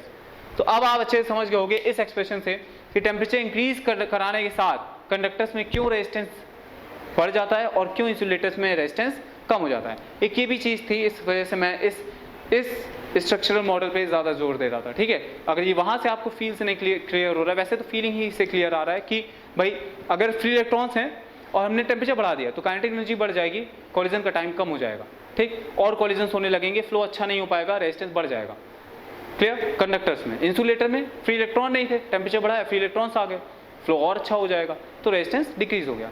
तो ऐसे तो आप डायरेक्ट बोल सकते हैं, क्लियर। लेकिन अगर आपको एक्सप्रेशन से समझना हो तो आप इस तरीके से भी किसी को भी समझा सकते हो, क्लियर। जो आपको चीजें याद रखनी है वो वही है, क्या, I is equal to N E A V D and V D is equal to E E by M tau, बस ये दो फॉर्मूले आपको याद रखने हैं, बाकी चीजें आपको पहले से ही पता थी, clear. I hope this is very much clear to you. Now we are moving towards the battery electromotive force and potential difference. Okay students, so इस बार सबसे पहले बैटरी की फंक्शनिंग समझने के पहले, बैटरी की फंक्शनिंग समझने के लिए हम एक छोटा सा एग्जांपल देखते हैं। देखिए ये एक बॉल है जो कि हाई एल्टीट्यूड पे रखी हुई है, क्लियर। अगर हम इस बॉल को छोड़ दें तो ये बॉल जो है ये अपने आप स्लाइड करके रोटेट करके नीचे आ जाएगी, क्लियर। और इस तरह से मान लीजिए हमारे पास बहुत सारे बॉल हैं, क्लियर। तो एक एक करके अगर हम इसको ड्रॉप कर रहे हैं तो ये बॉल्स रोटेट होके नीचे आ जाएंगे, क्लियर। लेकिन अगर हमें इसका मोशन कॉन्टिन्यूस रखना है, अगर हम चाहते हैं ये बॉलें जो हैं ये हमारी कभी ख़त्म ना हो, ये मोशन हमारा कभी ख़त्म ना हो, तो हम क्या करेंगे, हमको एक सिस्टम, हमारे पास सोर्स कोई ऐसा होना चाहिए ये जो इस बॉल को उठा के वापस यहाँ रख देगा। क्यों भाई, क्योंकि मान लीजिए हमारे पास 5 बॉल हैं, 6 बॉल हैं, 10 बॉल हैं, 100 बॉल हैं, 1000 बॉल हैं, क्लियर। तो अगर हमने इस तरह से बॉल हम गिराते चले जाएंगे तो बॉलें ख़त्म हो जाएंगी, क्लियर। तो जो फ्लो हो रहा है बॉल्स का from higher altitude to lower altitude वो रुक जाएगा, समझ पा रहे हो, ठीक है। तो इस वजह से अगर हमारे पास कोई डिवाइस ऐसी है जो इस बॉल को उठा के वापस से यहाँ रख दे, कुछ वर्क करे और इस बॉल को उठा के वापस यहाँ रख दे, तो हमारा काम बन जाएगा, ठीक है। तो ये सर्किट जो है ये कॉन्टिन्यूस हो जाएगा और ये बॉल का फ्लो जो है ये होता चला जाएगा, समझ लो। तो जो काम ये डिवाइस करेगी, ये डिवाइस इस बॉल को उठा के वापस यहाँ रखने में, वही काम बैटरी करती है, ये वही काम बैटरी करती है। बैटरी भी वही वर्क करती है और चार्ज को उठा के लो पोटेंशियल से हाई पोटेंशियल पे रख देती है। अगर आप ध्यान से समझो, ठीक है, तो ये है कि भाई पॉजिटिव चार्ज यहाँ से निगेटिव टर्मिनल की तरफ अगर हम ये स्विच क्लोज कर दें अपने आप ट्रेवल कर जाएगा। पॉजिटिव चार्ज हाई पोटेंशियल से लोअर पोटेंशियल की तरफ अपने आप ट्रेवल कर जाएगा। लेकिन अगर हमको इस चार्ज पार्टिकल का मोशन कॉन्टिन्यूस रखना है, मतलब समझ रहे हो ना आप कि भाई यहाँ पे एक फिक्स नंबर ऑफ इलेक्ट्रॉन्स होंगे, बहुत हाई नंबर होगा, लेकिन इलेक्ट्रॉन्स का जो नंबर होगा वो फिक्स होगा।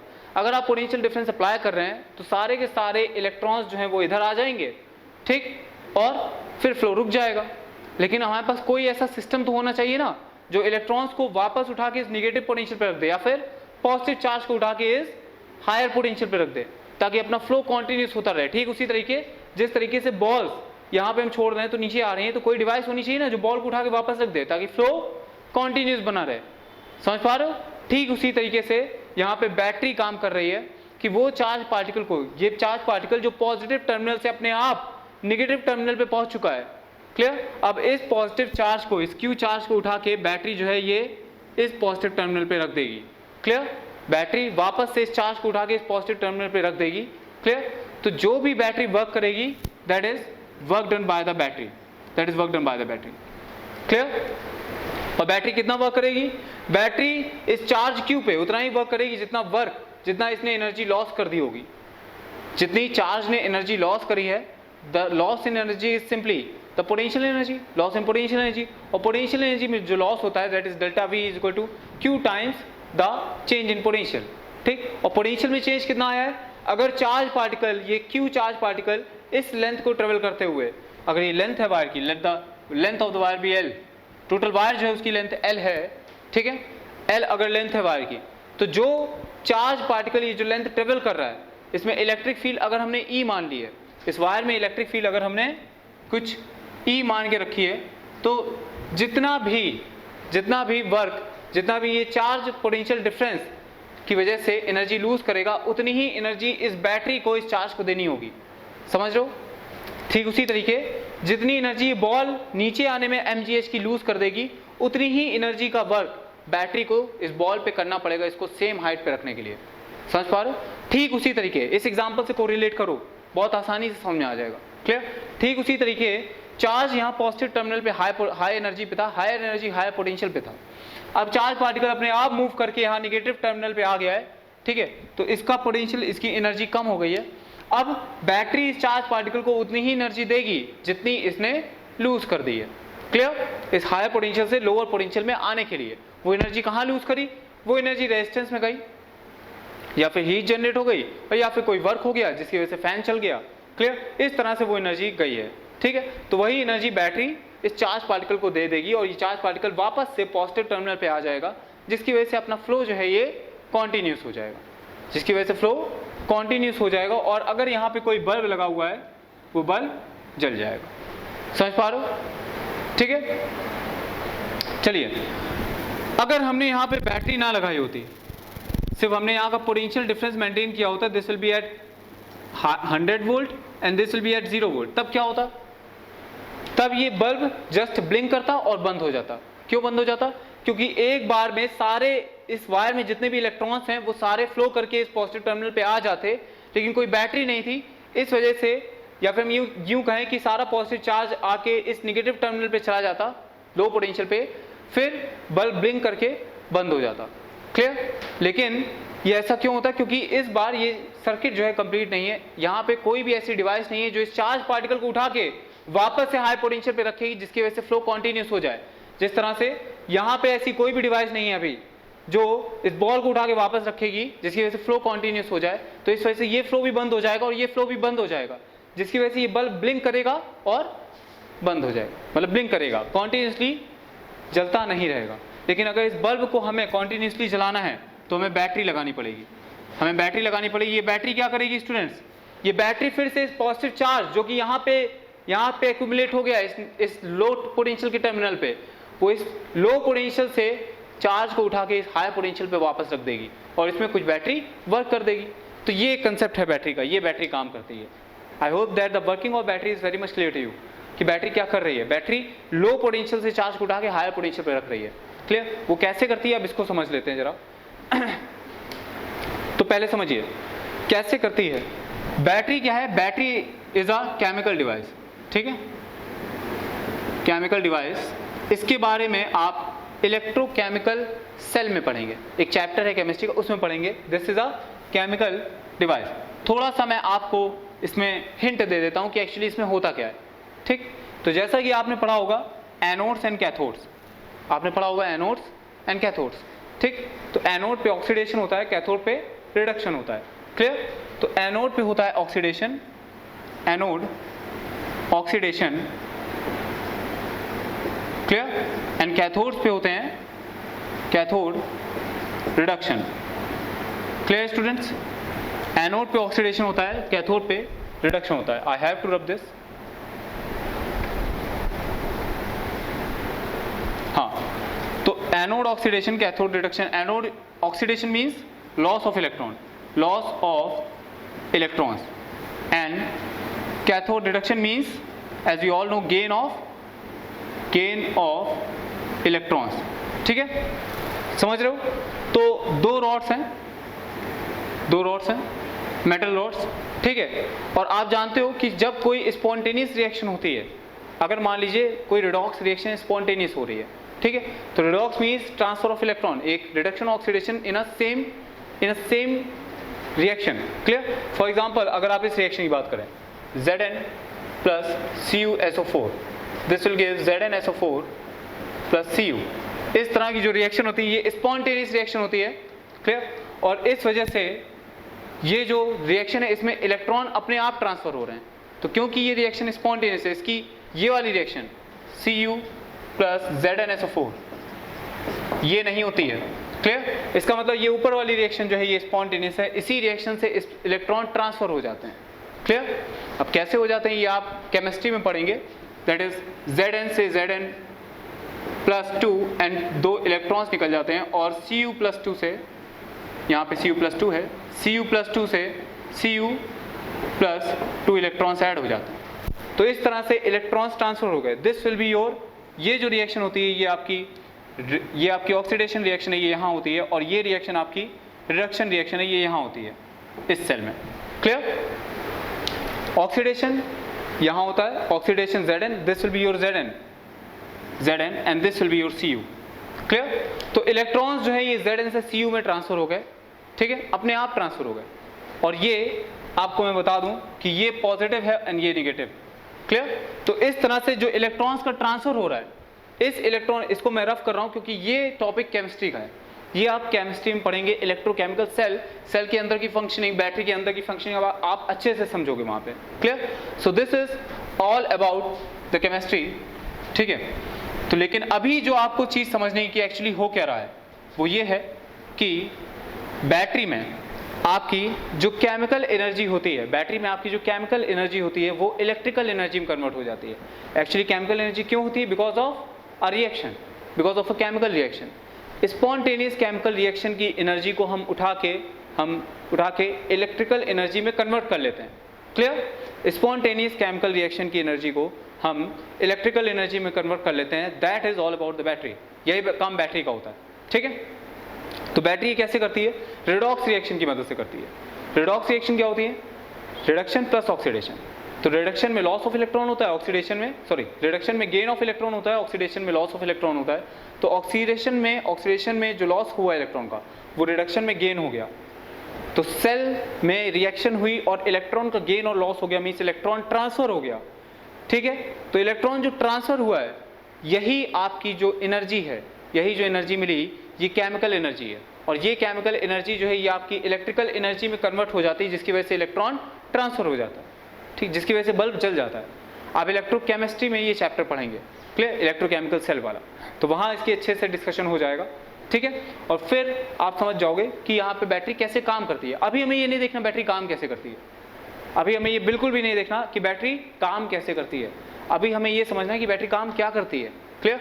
तो बैटरी काम क्या करती है? बैटरी लो पोटेंशियल से चार्ज को हाई पोटेंशियल पे ट्रांसफर कर देती है। और बैटरी जो वर्क करती है that is W, that let it to be WB work done by battery, ठीक। और बैटरी वही वर्क करेगी जितना चार्ज ने एनर्जी लॉस करी है। तो चार्ज ने एनर्जी कितनी लूज करी है इसको हम डायरेक्ट समझ सकते हैं, that is Q into VB, clear. Charge ने जो एनर्जी लूज करी है that is potential energy. So potential energy is the change in potential, that is VB, change in potential that is VB। VB का potential change हुआ है, यहाँ पे जो पोटेंशियल चेंज हुआ है that is of VB of charge. इस charge का जो पोटेंशियल चेंज हुआ है that is VB into charge. Means हमने क्या यूज किया? Delta U is equal to Q times delta V। इस एक्सप्रेशन से आप तुरंत निकाल सकते हो कि बैटरी कितना वर्क कर रही होगी, ठीक है, क्योंकि बैटरी उतना ही वर्क कर रही होगी जितना चार्ज की एनर्जी कम हुई होगी, ठीक है। या फिर दूसरे तरीके से चलते हैं कि भाई अगर यहाँ पे कोई फोर्स लग रहा हो, ये वायर है अपना, इस वायर में जो फोर्स लग रहा है दैट इज सिंपली, इस वायर में, ये जो वायर है पूरा, इस वायर में जो फोर्स लग रहा है students that is simply FB, force by battery, और इसकी लेंथ L है। तो F इंटू L जो है ये वर्क डन बाय बैटरी हो जाएगा। FB कितना होगा? Force by battery is electrical force होगा, वो इलेक्ट्रिकल फोर्स होगा, और वो electrical force Q times E electrical के बराबर होगा। E इलेक्ट्रिकल क्या है? Electric field in the wire, ठीक है। तो Q times E electrical dot L, ठीक है, this will be your work done by battery. और E dot L as we all know is the change in potential. जो electric field है wire में, जो इलेक्ट्रिक फील्ड है वो इस डायरेक्शन में है, तो पोटेंशियल डिफरेंस जो है delta VB is equal to simply E dot L, where L is the length, clear. और पोटेंशियल डिफरेंस जो होगा, जो आपका पोटेंशियल डिफरेंस होगा, जो डेल्टा V, ये पॉजिटिव होगा कि नेगेटिव होगा, ये आप समझ जाओगे कि ये जो है इलेक्ट्रिक फील्ड यहाँ से इस डायरेक्शन में जा रही है, ठीक है, तो इलेक्ट्रिक फील्ड की डायरेक्शन पोटेंशियल डिक्रीज होता है, hence this will be negative. ये हायर पोटेंशियल पे होगा, ये लोअर पोटेंशियल पे होगा, लेकिन जो पोटेंशियल डिफरेंस होगा that is delta V. The potential difference is equal to delta V is equal to V B is equal to E dot L. Clear students? So this will be our expression, this will be our expression that what we have to learn. Clear? This is our work done by the battery. तो students जो यहाँ से एक line में मैं लिख दूं, work done by battery is equal to Q times VB, where VB is the EMF, where VB is the EMF of the battery, electromotive force of the battery. The electromotive force is simply the potential difference across the battery, potential difference applied by the battery. Clear? ये force नहीं है, ये electromotive force, आप confuse मत करिएगा, लिखा तो force है लेकिन ये force नहीं, ये potential difference है। electromotive force EMF is simply the potential difference. Clear? और इसकी डेफिनेशन क्या है? इट इज वर्क डन पर unit charge is called EMF, means work done by battery पर unit charge is EMF supplied by the battery. Clear? तो अगर battery पूरे charge Q पे इतना वर्क कर रही है, Q into VB, where VB is the EMF, तो VB जो बैटरी पर यूनिट चार्ज पे वर्क डन करेगी दैट इज पर यूनिट चार्ज पे वर्क डन करेगी that is EMF is equal to VB is equal to WB by Q। ठीक है स्टूडेंट्स? तो ये तो बात हो गई बैटरी की, ठीक है, कि बैटरी ने कितना वर्क किया। क्लियर? अब एक चीज और समझने वाली बात है जो एक लाइन में मैं बोलने वाला हूं, that is inside a conductor, inside a conductor, ये जो कंडक्टिंग वायर था पूरा बैटरी के टर्मिनल से लेके यहां तक, तो inside a conductor positive charge move from higher potential to low potential, एकदम clear. Work attend from charge flow, work हमें मिलता है, फैन चल रहे हैं, ठीक है, तो ये क्या हो रहा है? चार्ज पार्टिकल हाई पोटेंशियल से लो पोटेंशियल की तरफ फ्लो कर रहे हैं, फैन चल रहे हैं, ठीक है, या फिर बल्ब जल रहा है, ट्यूबलाइट्स, ठीक है, कुछ भी। तो ये जो वर्क आपको मिल रहा है इलेक्ट्रिकल वर्क, हीट एनर्जी और मैकेनिकल वर्क, तो जो भी आपको मिल रहा है that is because of the flow of charge from high potential to low potential. अब भाई वर्क जो मिल रहा है तो वो कहीं से आया भी तो होगा सिस्टम में, ये जो चार्ज के फ्लो की वजह से आपको वर्क कॉन्टिन्यूसली मिल रहा है, ठीक है, तो ये देना भी तो पड़ेगा उस चार्ज को, क्योंकि चार्ज ने तो अपना वर्क आपको दे दिया, अब उसको वर्क कौन देगा, उसको एनर्जी कौन देगा फिर से, नहीं तो एनर्जी तो खत्म हो जाएगी, तो वो एनर्जी बैटरी देती है, ठीक है। So now inside battery, battery के अंदर क्या होता है? Positive charge move from low potential to high potential, from low potential to high potential, work supplied by battery to charge, work और energy supplied, energy supplied, not work supplied, this will be energy supplied, energy supplied by battery to charge. तो battery ने charge को energy दी, वही energy charge ने आपको mechanical, electrical और heat energy के फॉर्म में दे दी, समझ पा रहे हो? क्लियर? लाइट एनर्जी के फॉर्म में दे दी। So this is all about the battery and the charge system. Clear? तो डेफिनेशन समझ लेते हैं। The work done by the battery in pushing the positive charge from negative to positive terminal through distance L with a force Fb is simply Wb is equal to Q times into Vb. Vb is the electromotive force. So the electromotive definition of electromotive force is the work done per unit charge. Clear? ये वही force है, ये वही potential difference है, ये force नहीं, ये potential difference है जो बैटरी अप्लाई करेगी, जो बैटरी अप्लाई करेगी, ठीक है। अगर मैंने बोल दिया कि बैटरी जो है ये इसका EMF, now wait, okay students, तो जब हम बात करते हैं एक आइडियल बैटरी की, है ना, तो उस केस में हमें ये चीज़ समझनी है कि आइडियल बैटरीज वो बैटरी होती हैं जो परफेक्ट होती हैं पूरी तरह से। मतलब कि अगर ये सर्किट है, ये आपका रेजिस्टर लगा हुआ है और ये आपने एक बैटरी अप्लाई करी, क्लियर स्टूडेंट्स? ये अभी स्विच ओपन था, फिर आपने ये स्विच क्लोज कर दिया, स्विच ओपन था, स्विच आपने क्लोज कर दिया, तो आपको ये समझने की जरूरत है कि जब बैटरी आइडियल होगी, इसका मतलब ये है कि जो भी इसका पोटेंशियल डिफरेंस होगा EMF, ठीक है, वही इसके अक्रॉस, टर्मिनल के अक्रॉस पोटेंशियल डिफरेंस हो जाएगा। मींस जितना पोटेंशियल डिफरेंस ये क्रिएट कर रही है वो पूरा का पूरा सर्किट में पहुंच पा रहा है, क्लियर? लेकिन जब ऐसा नहीं होगा, जब बैटरी आइडियल नहीं होगी, ये तो आइडियल बैटरी की बात हो गई, आइडियल बैटरीज, ठीक, ये आपकी हो गई आइडियल बैटरी। लेकिन स्टूडेंट्स बैटरी आइडियल होती नहीं है, जो रियल बैटरीज होती हैं उनमें एक प्रॉब्लम आ जाती है, क्या कि जब हम रियल बैटरीज की बात करते हैं तो वहाँ पे जो बैटरीज हैं, ठीक है, उसका जो इंटीरियर सिस्टम होगा, मीन्स इंटीरियर सिस्टम होगा जो आप बैटरी का जो वर्किंग होगी उसमें जो वायर्स लगे होंगे उसकी वजह से उसका एक इंटरनल रेजिस्टेंस भी होगा। क्लियर? तो जो बैटरी होंगे उसके इंटीरियर की वजह से, उसके इंटीरियर स्ट्रक्चर की वजह से उसका अपना खुद का एक रेजिस्टेंस होता है। क्लियर? तो इस वजह से जो ईएमएफ आपको ये दिख रहा है कि जो बैटरी अप्लाई कर रही है, ये सिर्फ आइडियल बैटरी के केस में होता है। जब हम बात करते हैं रियल बैटरीज की, तो ये समझो कि for real batteries there is a internal resistance in these batteries. Clear? Real battery में एक इंटरनल रेजिस्टेंस भी होता है।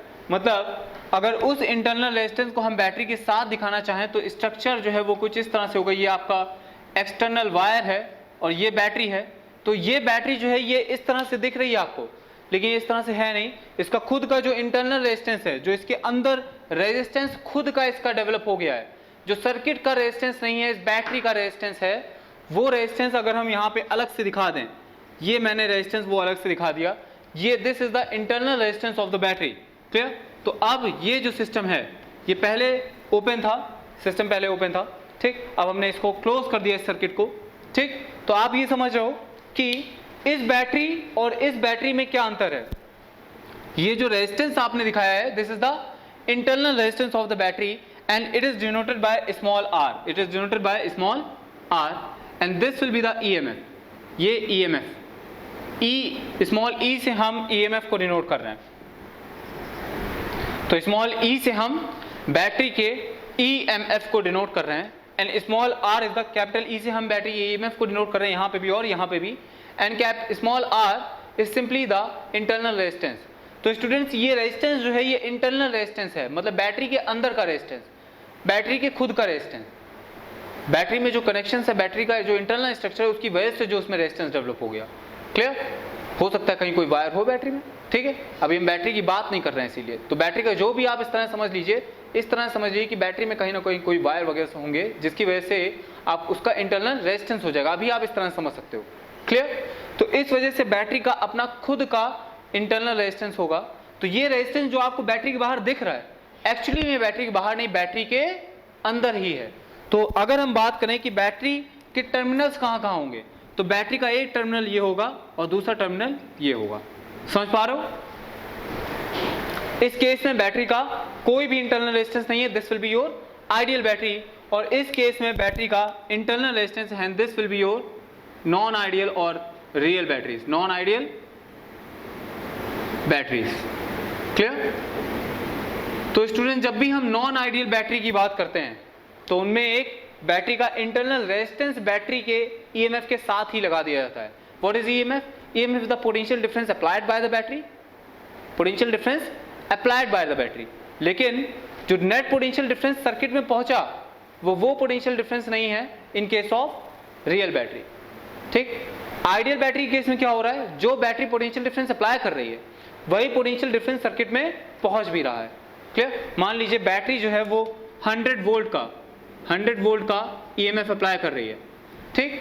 तो सर्किट में जो ए और बी के बीच में जो potential difference means VA minus VB, which is our term, we can say that this is our terminal potential difference across the battery. VA minus VB is terminal potential difference, terminal potential difference. I will writing potential difference in short form PD, terminal potential difference across battery. Okay students, so VA minus VB in this case, VA minus VB or terminal potential difference across battery means the difference between the terminals of the battery. Battery के जो terminals हैं, जो and points हैं battery के, उसके बीच में जो पोटेंशियल डिफरेंस है, clear, that is the terminal potential difference of the battery and this is the difference applied to the circuit.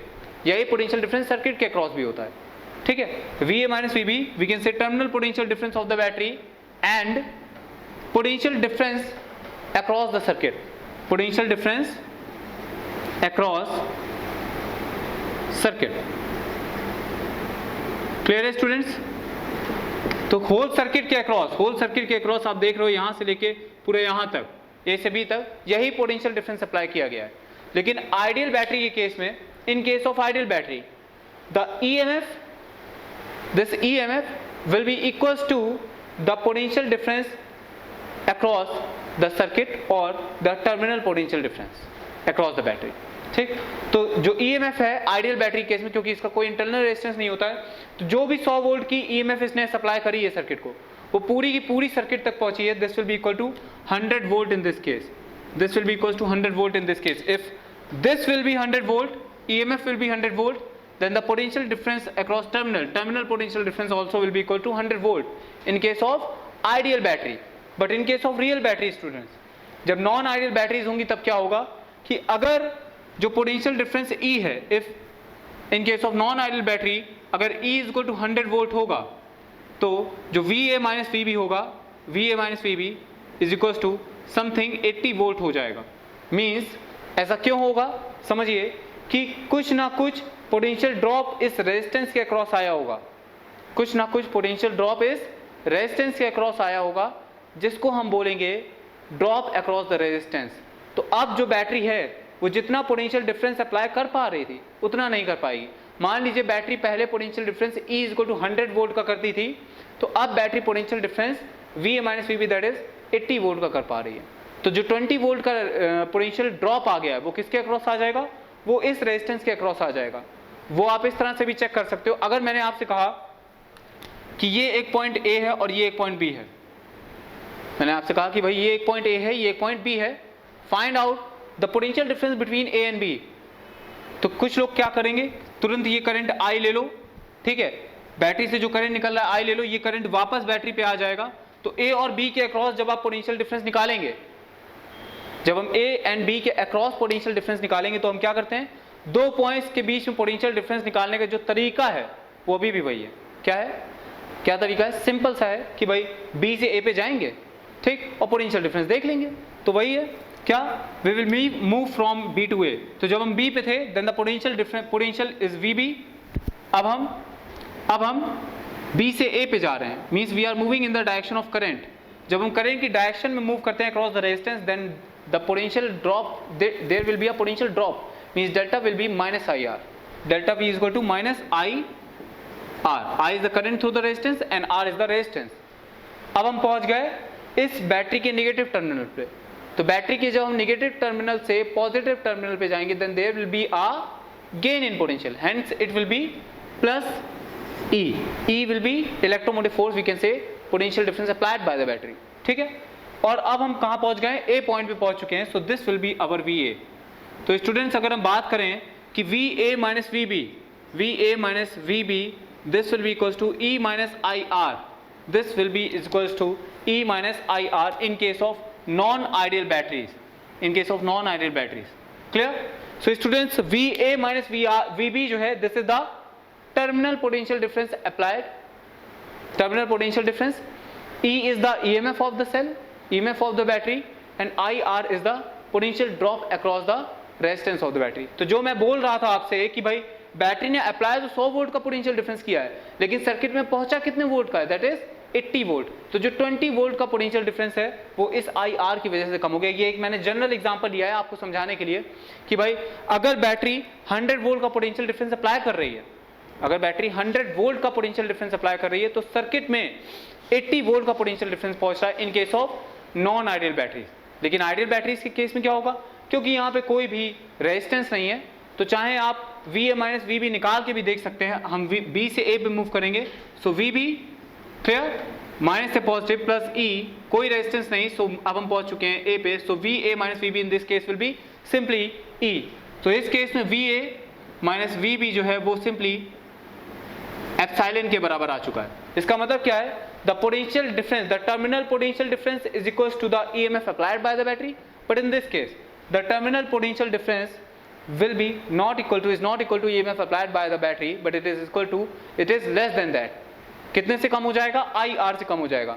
Means this is the terminal potential difference and this is the electromotive force minus IR. Clear? So this is the relation between the terminal potential difference and electromotive force, ठीक, EMF by the cell. तो अगर आपने EMF cell का 100 volt है और अगर ये non ideal cell है, तो ये पूरा का पूरा 100 वोल्ट सर्किट में ट्रांसफर नहीं कर पाएगी. कितना सर्किट के अक्रॉस कर पाएगी ये potential difference transfer, that is 80 volt. 20 volt कहाँ जाएगा, बैटरी के अंदर ही ड्रॉप हो जाएगा, बैटरी के अंदर ही चला जाएगा। Clear? So this is all about the concept of terminal potential difference and EMF and internal resistance of the cell.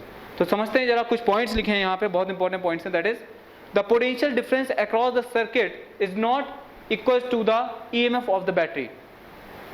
समझिए, the potential difference across the circuit is not equal to the EMF of the cell in case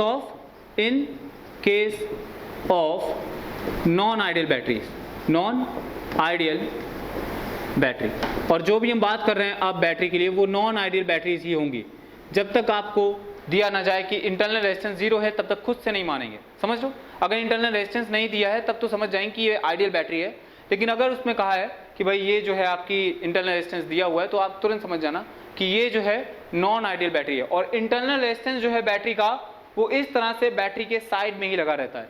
clear? अगर आपसे पूछा जाए कि ये internal resistance है, battery के terminals कहाँ हैं, तो आप तुरंत समझ जाना कि जो बैटरी के टर्मिनल्स होंगे वो एक तो ये होगा A, और एक इस रेजिस्टेंस के बाद होगा, क्योंकि ये रेजिस्टेंस जो है ये बैटरी के अंदर है। इस वजह से जो बैटरी के टर्मिनल्स होंगे उसके अंदर ये R होगा, ये याद रखना है। Clear? It is very simple. ठीक, तो the potential difference across the circuit, जो सर्किट के अक्रॉस पोटेंशियल डिफरेंस गया, सर्किट के अक्रॉस जो पोटेंशियल डिफरेंस गया था वो ये 100 नहीं था, ईएमएफ के बराबर नहीं था, बल्कि वो टर्मिनल पोटेंशियल डिफरेंस था, दैट इज 80 वोल्ट। सो यही वो पॉइंट है, क्या बहुत important, the potential difference across the circuit is not equals to the EMF of battery in case of non-ideal battery. Ideal battery case में तो वही हो जाएगा। ठीक है? Second point, as the current moves through resistance small r, as the current moves through the resistance small r as shown in this figure. ठीक है? There will be potential difference of IR. तो potential difference कितने का मिल जाएगा हमें? IR का मिल जाएगा। Hence the potential difference across the terminal of the battery will be E minus IR. जो terminal potential difference होगा that is E minus IR. Clear? तो अब आपको समझ में आ गया कि what is the difference between what is terminal potential difference and what is EMF. तो EMF क्या होता है? जो पोटेंशियल बैटरी अप्लाई करने वाली हो। ठीक है? EMF क्या होता है? जो पोटेंशियल बैटरी अप्लाई करने वाली हो। और टर्मिनल पोटेंशियल डिफरेंस क्या होता है? E minus EMF minus IR। ये IR क्यों कहाँ चला गया? ये इंटरनल रेजिस्टेंस की वजह से बैटरी में ही चला गया। क्लियर? तो बैटरी ने कितना पोटेंशियल डिफरेंस अप्लाई करा? That is E minus IR, that is terminal potential difference of the battery. Clear? तो जब भी आपसे पूछा जाए टर्मिनल पोटेंशियल डिफरेंस, तो आप इस तरह से एक पॉइंट A ले लोगे, एक पॉइंट B ले लोगे बैटरी के टर्मिनल के अक्रॉस, ठीक, और पोटेंशियल डिफरेंस फाइंड कर लोगे। अच्छा, अब आपसे मेरा ये क्वेश्चन है कि अगर ये सर्किट ओपन है, if this circuit is open, then what is terminal potential difference here? कुछ लोग ने आंसर दे भी दिया है, ठीक है, वेरी गुड। तो क्या जब ये सर्किट ओपन हो जाएगा तो क्योंकि करंट जीरो हो जाएगी, तो इस केस में जो भी बैटरी ईएमएफ होगा, जो भी बैटरी का ईएमएफ होगा, वही इस केस में terminal potential difference across the battery हो जाएगा, because I is equals to 0। और जब करंट ही नहीं है तो इसके अक्रॉस पोटेंशियल ड्रॉप क्यों होगा? फिर से वही, अगर हम B से A पे जा रहे हैं, VB, तो माइनस IR वाला जो फंक्शन है, this I will be 0, this will be 0, ठीक, प्लस E हो जाएगा इज इक्वल टू VA। तो आप इस रूल से ही चलेंगे। जब भी आपको दो पॉइंट्स के बीच में पोटेंशियल डिफरेंस फाइंड करना हो, जब भी, तो आप एक पॉइंट से दूसरे पॉइंट पे चले जाओ, सारे पोटेंशियल डिफरेंस, सारे पोटेंशियल चेंज जो है वो आप ऐड करते जाओ, ठीक। और जब आप दूसरे पॉइंट पे पहुंच जाओगे तो उसको उस पोटेंशियल के इक्वल कर दो। This is the method of finding the potential difference between two points. Clear? तो students, I hope that the concept of internal resistance, terminal potential difference and EMF is very much clear to you. Simple सी बात है, जब ideal battery होगी तब no internal resistance, जब real battery होगी then there will be internal resistance. उस internal resistance की वजह से जो टर्मिनल पोटेंशियल है, potential difference across the terminal of the battery, this is not equal to the EMF, but this is equal to the EMF minus IR, where I is the current through the internal resistance and R is the internal resistance, small r, ठीक है। So, और ये जो आपको external resistance दिख रहा है, this will be capital R, ठीक है, this will be your capital R. Now we are going to see the potential difference, the terminal potential difference and EMF, the difference. Clear? अब हम क्या देखने जा रहे हैं? The difference between the terminal potential difference and EMF of the cell. Okay? Okay student, तो अब हम समझते हैं the difference between the EMF of the cell and terminal potential difference of the cell. Clear? तो समझते हैं EMF क्या है कि बैटरी जैसे 100 वोल्ट का पोटेंशियल डिफरेंस अप्लाई कर पा रही है, लेकिन टर्मिनल पोटेंशियल डिफरेंस कितना होगा? अगर वो आइडियल सेल नहीं है, अगर वो नॉन आइडियल सेल है, तो कुछ पोटेंशियल डिफरेंस उसी बैटरी में ही ड्रॉप हो जाएगा because of the internal resistance. तो मान लेते हैं वो 80 का पोटेंशियल डिफरेंस ट्रांसफर कर पा रही है। तो ये तो डिफरेंस होता है, that this is the difference between the terminal of the terminal, this is the difference between the potential difference of the battery means across the terminal of the battery and EMF of the battery. Clear? तो जो 3-4 difference यहाँ पे लिखे हैं बहुत important difference है, इनको समझने की कोशिश करते हैं। चलिए, तो first is EMF of the cell, it is independent of the resistance of the circuit. मतलब आप ये समझिए कि ये आपका एक्सटर्नल सर्किट है और ये आपकी बैटरी लगी हुई है, क्लियर, जिसका इंटरनल रेजिस्टेंस जो है ये आपका इस तरह से दिखाया गया है, क्लियर, और ये आपका कंप्लीट सर्किट है। ये आपका कैपिटल R है, this is the capital R is the resistance of the circuit and EMF is E supplied by the battery and small r is the internal resistance of the battery. तो आप ये समझिए कि ये जो EMF E है ये इस रेजिस्टेंस से इंडिपेंडेंट है। ये किस चीज पे डिपेंड कर रहा है? This EMF will depend upon the characteristics of the cell, material of the cell, और we can say it depends upon the material of the cell और the electrodes of the cell. ठीक है, इस चीज पे ये सब डिपेंड कर रहा है EMF ऑफ द सेल।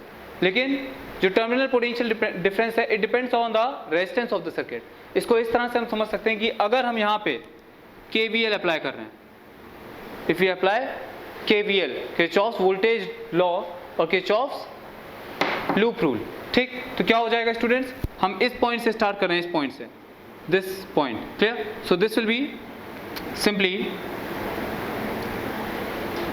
ये पॉइंट, इस पॉइंट से स्टार्ट कर रहे हैं। जब हम करंट देख रहे हैं तो ये I करंट इस तरह से जा रही है, करंट इस डायरेक्शन में मूव कर रही है और फिर करंट वापस आ जाएगी, करंट हाई पोटेंशियल से लो पोटेंशियल की तरफ आ रही है, ठीक। तो अब हम रेजिस्टेंस के क्रॉस मूव कर रहे हैं इन the direction of current, so this will be I times R, IR potential difference हो जाएगा और ये नेगेटिव होगा क्योंकि हम करंट की डायरेक्शन मूव कर रहे हैं, करंट की डायरेक्शन पोटेंशियल ड्रॉप होता है, clear? Again we are moving in the direction of current, this is our loop clockwise, so again in the direction of current this will be minus I times R, clear? Now we are moving to negative, from negative plate to the positive plate, so this will be plus E। अब वहीं पे आगे जहाँ हम थे तो this will be equals to 0, clear? So in this case I is equals to, we can find, एक तो ये एक्सप्रेशन हो गया अपने पास, और पोटेंशियल डिफरेंस अगर हम टर्मिनल पोटेंशियल डिफरेंस निकालें तो वो पॉइंट A और पॉइंट B के बीच में जो पोटेंशियल हो जाएगा that is VA minus VB, ये आप निकाल के भी देख सकते हो, that is simply E minus IR। तो स्टूडेंट्स अगर आप I को रिप्लेस कर दो पहली इक्वेशन से, अभी तो आपको लग रहा है कि भाई ये जो पोटेंशियल टर्मिनल पोटेंशियल डिफरेंस है this will be your terminal potential difference, आपको ये लग रहा होगा, और ये आपका E से EMF है, तो VA minus VB is the terminal potential difference. आपको ये देखने में लग रहा होगा कि ये इंटरनल जो सर्किट का रेजिस्टेंस है उस पर नहीं डिपेंड कर रहा, लेकिन स्टूडेंट्स आप यहाँ से देखो ऊपर वाले एक्सप्रेशन से कि ये जो I है current of the circuit, this will depends upon the resistance of the circuit. तो अगर I डिपेंड कर रहा है और पोटेंशियल डिफरेंस I भी डिपेंड कर रहा है, इसका मतलब potential difference across the terminal will depend upon the resistance of the circuit, clear? तो इस तरह से it depends upon the resistance of the circuit but it is independent of the resistance of the circuit. बहुत important point है, ठीक है? और it depends upon the material of the cell only and it also depends upon the, it only depends, ये तो material पे depend करेगा ही, क्योंकि this VA minus VB is E minus IR, E material of the cell पे depend कर रहा है और I जो है ये सर्किट के रेजिस्टेंस पे डिपेंड कर रहा है, इसका मतलब it also depends upon the resistance of the circuit, clear? Now the last point, it's value is same if the circuit is closed और ओपन। अगर हम सर्किट ओपन कर दें स्टूडेंट्स तो इस केस में जो EMF की वैल्यू होगी वही आपके टर्मिनल पोटेंशियल डिफरेंस की वैल्यू हो जाएगी, क्लियर? तो यही चीज है, if it's value is same if circuit is closed और ओपन, मतलब कि जब सर्किट ओपन है तब भी EMF तो E है ही, और सर्किट अगर क्लोज है तब भी EMF E है। लेकिन अगर हम टर्मिनल पोटेंशियल की बात कर रहे हैं तो अगर सर्किट ओपन है तब टर्मिनल पोटेंशियल E के बराबर हो जाता है, मतलब EMF के बराबर हो जाता है, लेकिन अगर सर्किट क्लोज है तो वो EMF की वैल्यू से छोटा होगा, that is E minus IR। So this is the difference between the terminal potential difference across the battery and the EMF of the battery, clear? So this is the difference between these two, और ये आपको almost समझ में आ गए होंगे I hope, ठीक है? This is very much clear to you, I hope कि आप अपने नोट साथ साथ बनाते चल रहे होंगे। तो यहाँ से ये आपका पोटेंशियल डिफरेंस वाला कंसेप्ट जो है ये क्लियर हो चुका है, EMF की बात हम कर चुके हैं। अब नेक्स्ट लेक्चर में स्टूडेंट्स हम इसी पे बेस्ड पूरे टॉपिक पे बेस्ड न्यूमेरिकल्स को प्रोसीड करेंगे, ठीक है। अब हम सिर्फ न्यूमेरिकल देखेंगे नेक्स्ट लेक्चर में based on this electric current and circuits, okay. So thank you.